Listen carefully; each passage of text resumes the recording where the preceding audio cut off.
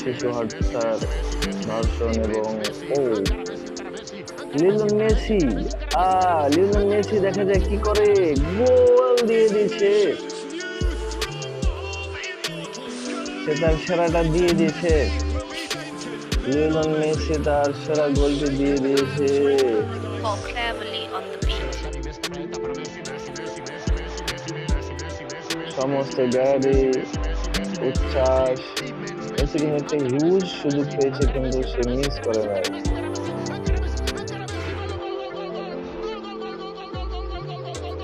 সেই সাথে